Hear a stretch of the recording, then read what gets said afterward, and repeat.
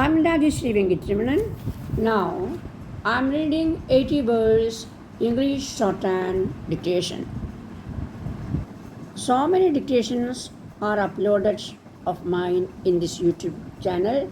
Examination is coming, so you practice all dictations thoroughly. Okay, we can start. I must thank the Joint Director for inviting me to this function and thus giving me an opportunity to meet some of the persons on whom I have to run heavily if the reforms in secondary education that we have all been talking about are to be implemented during the next few years. Extension services departments have acquired an important place in our secondary education machinery, and it is but proper that those who coordinate these departments and organize in service education programs for teachers and headmasters should also be given the necessary orientation for doing their work with efficiency and effectiveness. Extension education means the use of curricular, co-curricular and extracurricular program for bringing interest, excitement and a sense of purpose into the educational process. The ultimate consumers, of course, are the vast numbers of children who crowd into our middle and secondary schools. The producers are first their teachers, then the teachers and headmasters who train them, and then the coordination who train these latter for undertaking the extension work.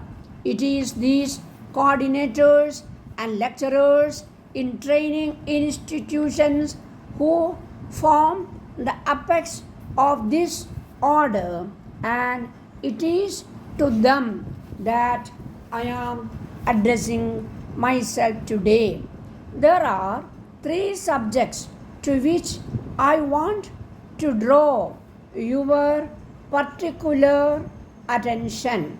The first is the familiar problem of how to make learning not merely time consuming and effort consuming, but also interesting and exciting. The second is the problem which is now worrying so many of our college and university teachers, and which I think should also begin to worry our school teachers, namely examination reform. The third is the vexed problem of training in citizenship.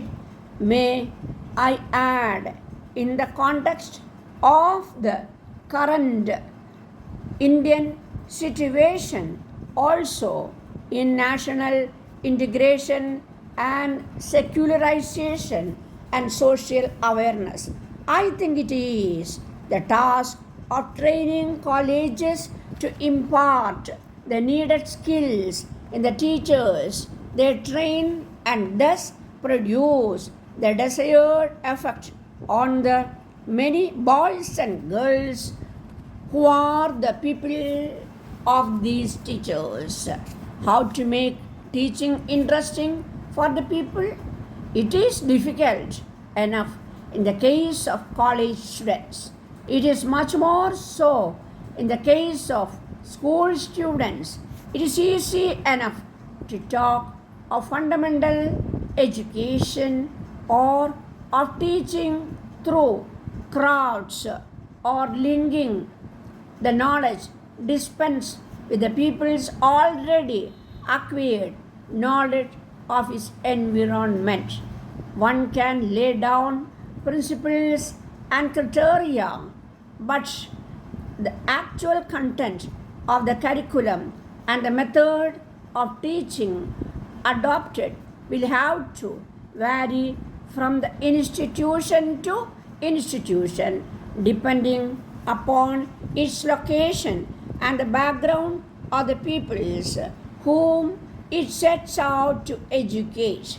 There has to be experimentation and there has to be improvisation. It is like the Indian raga. The frame is there, but the content is furnished by the musician.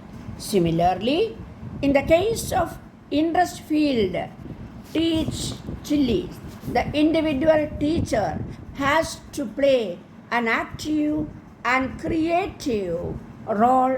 Incidentally, this would make teaching interesting not only for the pupils but also for the teachers.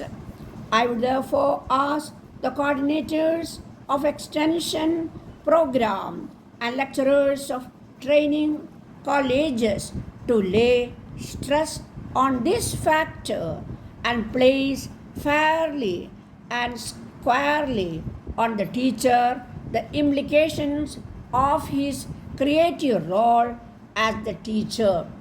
He may be taught methodology.